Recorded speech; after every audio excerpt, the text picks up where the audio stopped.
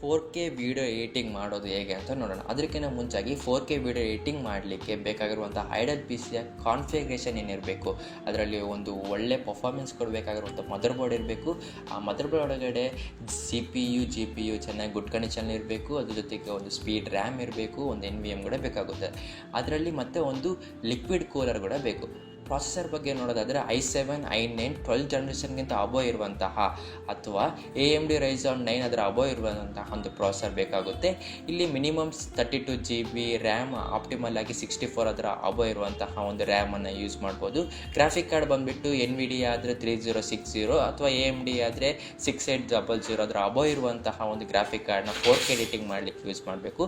ಮತ್ತು 1 TB NVMe SSD ಬಂದುಬಿಟ್ಟು OSಗೋಸ್ಕರ, 4 TB ಬಂದುಬಿಟ್ಟು ರಾ ಫೋಟೋಸ್ಗೆ ಮತ್ತು ಡಾಟಾಗೋಸ್ಕರ 4 TB ಹಾರ್ಡ್ ಡಿಸ್ಕ್ ಅನ್ನೋದು ಬೇಕಾಗುತ್ತೆ.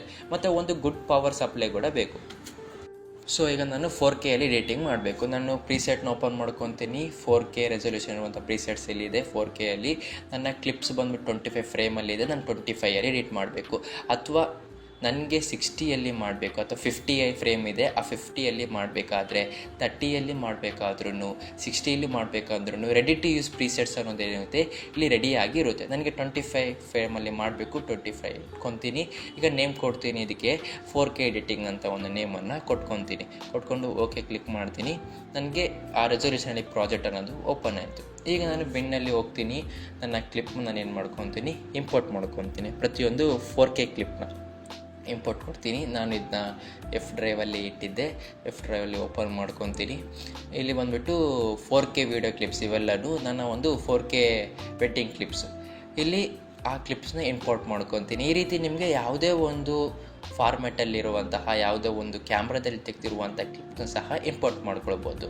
ಈಗ ಇಂಪೋರ್ಟ್ ಮಾಡ್ಕೊಂಡ ನಂತರ ಒಂದು ಕ್ಲಿಪ್ನ ರೆಸೊಲ್ಯೂಷನ್ನ ತೋರಿಸ್ತೀನಿ. ಅದರ ಪ್ರಾಪರ್ಟೀಸ್ ಮೇಲೆ ಕ್ಲಿಕ್ ಮಾಡ್ತೀನಿ. ರೈಟ್ ಕ್ಲಿಕ್ ಮಾಡಿ ಪ್ರಾಪರ್ಟೀಸಲ್ಲಿ ಬರೋದಾದರೆ ಆ ಕ್ಲಿಪ್ನ ಒಂದು ರೆಸೊಲ್ಯೂಷನ್ ನಮಗೆ ಇಲ್ಲಿ ಶೋ ಆಗುತ್ತೆ. ವಿಡಿಯೋದಲ್ಲಿ ಹೋದರೆ ಇದು ಬಂದುಬಿಟ್ಟು 4K ಕ್ಲಿಪ್. ಅದರ ವಿಡ್ತ್ ಹೈಟ್ ನೋಡೋದಾದರೆ ಗೊತ್ತಾಗುತ್ತೆ. ಮತ್ತು ಅದರ ಇಲ್ಲಿ ಫಿಕ್ಸೆಲ್ ರೇಟ್ ಆಗಿರ್ಬೋದು, ಬಿಟ್ ರೇಟ್ ಆಗಿರ್ಬೋದು, ಪ್ರತಿಯೊಂದು ಫ್ರೇಮ್ ರೇಟ್ ಕೂಡ ನೋಡ್ಬೋದು. ಇದು 25 ಫ್ರೇಮ್ಸ್ ಇದೆ. ನಾನು ಪ್ರಾಜೆಕ್ಟ್ ತೊಗೊಂಡಿದ್ದು 25. ಈ ಪ್ರತಿಯೊಂದು ನನಗೇನಾಗುತ್ತೆ ಈ ಪ್ರಾಪರ್ಟೀಸಲ್ಲಿ ಶೋ ಆಗುತ್ತೆ. ಈಗ ನಾನು ನನ್ನ ಕ್ಲಿಪ್ಸ್ನ ಏನು ಮಾಡ್ಕೊತೀನಿ, ಟೈಮ್ ಲೈನ್ ಮೇಲೆ ಡ್ರ್ಯಾಗ್ ಮತ್ತು ಡ್ರಾಪ್ ಮಾಡ್ಕೊತೀನಿ. ಎಡಿಟಿಂಗೋಸ್ಕರ ಡ್ರ್ಯಾಗ್ ಮಾಡಿದೆ, ಟೈಮ್ ಲೈನ್ ಮೇಲೆ ಡ್ರಾಪ್ ಮಾಡಿಕೊಂಡೆ. ಡ್ರ್ಯಾಗ್ ಆ್ಯಂಡ್ ಡ್ರಾಪ್ ಮಾಡಿದ ಮೇಲೆ ನಾನು ನಿಮಗೆ ಪ್ಲೇ ಮಾಡಿ ತೋರಿಸ್ತೀನಿ ಯಾವ ರೀತಿ ಸ್ಮೂತಾಗಿ ಪ್ಲೇ ಆಗುತ್ತೆ, ಯಾವುದೇ ರೀತಿ ಅಂತ ಸ್ಟ್ರಕ್ ಆಗದೆ ಅಂತ ನೋಡ್ಬೋದು. ನೀವು ನೋಡ್ಬೋದಲ್ವಾ, ಸ್ಮೂತಾಗಿ ಪ್ಲೇ ಅನ್ನೋದು ಆಗುತ್ತೆ. ಈಗ ನಾನು ಇದಕ್ಕೆ ಎಡಿಟಿಂಗ್ ಮಾಡಬೇಕು. ಟ್ರಾನ್ಸಿಷನ್ನ ಅಪ್ಲೈ ಮಾಡ್ಕೊತೀನಿ. ನಾನು ಆಟೋ ಟ್ರಾನ್ಸಿಷನ್ನ ಅಪ್ಲೈ ಮಾಡ್ಕೊತೀನಿ. ಪ್ರತಿಯೊಂದು ಆಟೋ ಟ್ರಾನ್ಸಿಷನ್ ಅದೇನಾಯಿತು ಈ ಕ್ಲಿಪ್ಗೆ ಬಂದು ಕುತ್ಕೊಂತು. ಟ್ರಾನ್ಸಿಷನ್ ಅಪ್ಲೈ ಆದಮೇಲೂ ಸಹ ಅದೇ ಒಂದು ಸ್ಮೂತಾಗಿ ಏನಾಗಿದೆ ವರ್ಕ್ ಆಗ್ತಾಯಿದೆ. ಈಗ ಸ್ಮಾರ್ಟ್ ಕಾರ್ಡ್ ಪ್ರೋನ ಈ ಹೊಸ ವರ್ಷನಲ್ಲಿ ಪ್ರತಿಯೊಂದು ಕ್ಲಿಪ್ಸು, ಅದು ಸೋನಿಯಲ್ಲಾಗಿರಲಿ, ನಿಮಗೆ ಬೇರೆ ಬೇರೆ ಕ್ಯಾಮ್ರಾದಲ್ಲಾಗಿರಲಿ, ಡ್ರೋನ್ ಕ್ಲಿಪ್ಸ್ ಆಗಿರಲಿ, ಬೇರೆ ಫಾರ್ಮ್ಯಾಟಲ್ಲಿದ್ರೂ ನೀವು ಇಂಪೋರ್ಟ್ ಮಾಡಿಕೊಂಡು ಎಡಿಟಿಂಗನ್ನು ಸ್ಮೂತಾಗಿ ಮಾಡ್ಕೊಳ್ಬೋದು. ಈಗ ನನ್ನ ವರ್ಕ್ ಆಯಿತು. ನಾನೀಗ 4K ಅಲ್ಲೇ ಎಕ್ಸ್ಪೋರ್ಟ್ ಕೊಡಬೇಕು. ಫೈಲಲ್ಲಿ ಹೋಗ್ತೀನಿ, ಎಕ್ಸ್ಪೋರ್ಟ್ ಕ್ಲಿಕ್ ಮಾಡ್ತೀನಿ. ಈಗ ಎಕ್ಸ್ಪೋರ್ಟಲ್ಲಿ ಪ್ರೀಸೆಟ್ಸ್, ರೆಡಿ ಟು ಯೂಸ್ ಪ್ರೀಸೆಟ್ಸಿಗೂ ಇಲ್ಲೂ ಇರುತ್ತೆ. ಈಗ ಇಲ್ಲಿ ನನಗೆ ರೈಟ್ ಸೈಡ್ ಡೆಡ್ ಎಂಡಲ್ಲಿ 4K ಕ್ಲಿಪ್ಸ್ ಇದೆ. ನನಗೆ 4K ಒಂದು ಫಾರ್ಮೆಟ್ ಇದೆ. 4Kನ ಸೆಲೆಕ್ಟ್ ಮಾಡ್ಕೊತೀನಿ. ಈ 4Kನ ಸೆಲೆಕ್ಟ್ ಮಾಡ್ಕೊಂಡಾಗ ಅದರ ರೆಸೊಲ್ಯೂಷನಲ್ಲೂ ನನಗೆ ಇಲ್ಲಿ ತೋರಿಸುತ್ತೆ. ಅದರ ಫಾರ್ಮ್ಯಾಟ್ ಆಗಿರಲಿ, ಬಿಟ್ ರೇಟ್ ಆಗಿರ್ಬೋದು, ಪ್ರತಿಯೊಂದು ತೋರಿಸುತ್ತೆ. ಇದರಲ್ಲಿ ಏನಾದರೂ ಚೇಂಜ್ ಮಾಡ್ಕೊಳ್ಬೇಕಂದ್ರೆ ಚೇಂಜ್ ಆಪ್ಷನ್ನ ಕ್ಲಿಕ್ ಮಾಡ್ಕೊತೀನಿ. ಈಗ ಇದರ ಬಿಟ್ ರೇಟ್ ಚೇಂಜ್ ಮಾಡಬೇಕು, ಜಾಸ್ತಿ ಮಾಡ್ಕೊಳ್ಳೋಂಗಿದೆ, ಜಾಸ್ತಿ ಮಾಡ್ಕೊತೀನಿ. ಅಥವಾ ಇದರ ಒಂದು ಫಾರ್ಮ್ಯಾಟ್ ಚೇಂಜ್ ಮಾಡಬೇಕು. ಈಗ ನಾನು ಬೇರೆ ಫಾರ್ಮ್ಯಾಟಲ್ಲಿ ನಾನು ಏನು ಮಾಡಬೇಕು, ಎಕ್ಸ್ಪೋರ್ಟ್ ಕೊಡಬೇಕು. ಅದಕ್ಕೆ ತಕ್ಕಂಥ ಬೇರೆ ಬೇರೆ ಫಾರ್ಮ್ಯಾಟ್ಸ್ ಇರುತ್ತೆ. ನಾನು ಅದನ್ನ ಸೆಲೆಕ್ಟ್ ಮಾಡ್ಕೊತೀನಿ. ಅದರ ಪ್ರೀಸೆಟ್ಸ್ ಏನಾದರೂ ಚೇಂಜ್ ಮಾಡಬೇಕು. ಈಗ ನಾನು ಪ್ರಾಜೆಕ್ಟ್ ಓಪನ್ ಮಾಡ್ಕೊಂಡಾಗ 25 ಫ್ರೇಮ್ಸ್ ಮಾಡ್ಕೊಂಡಿದ್ದೆ 4K. ಈಗ ಎಕ್ಸ್ಪೋರ್ಟ್ ಬಂದುಬಿಟ್ಟು ನಾನು 60 ಫ್ರೇಮ್ ಅಥವಾ 50 ಫ್ರೇಮಲ್ಲಿ ನಾನು ಕೊಡಬೇಕು 4Kಯಲ್ಲಿ. ಹಂಗಿದ್ರೂ ಸಹ ಇಲ್ಲಿ ಬೇಕಾಗಿರುವಂಥ ಪ್ರೀಸೆಟ್ಸ್ ಇರುತ್ತೆ. ಪ್ರೀಸೆಟ್ನ ಸೆಲೆಕ್ಟ್ ಮಾಡ್ಕೊತೀನಿ. ಆಗ ನಾನು ಏನು ಮಾಡೋದು, ಎಕ್ಸ್ಪೋರ್ಟ್ ಹಾಕ್ಕೊಳ್ಬೋದು. ಈಗ ನನ್ನ ಕ್ಲಿಪ್ಪು 25 ಫ್ರೇಮ್ಸು ನಾನು ಎಡಿಟ್ ಮಾಡಿದ್ದು ಅದೇ. ನಾನು ಎಕ್ಸ್ಪೋರ್ಟ್ ಮಾಡಬೇಕಾಗಿದ್ದು 25 ಫ್ರೇಮ್ಸಲ್ಲೇ ಮಾಡಬೇಕು 4Kಯಲ್ಲಿ. ಅಂದರೆ ನಾನು ಪ್ರೀಸೆಟ್ಸಲ್ಲಿ ಓಪನ್ ಮಾಡ್ಕೊತೀನಿ.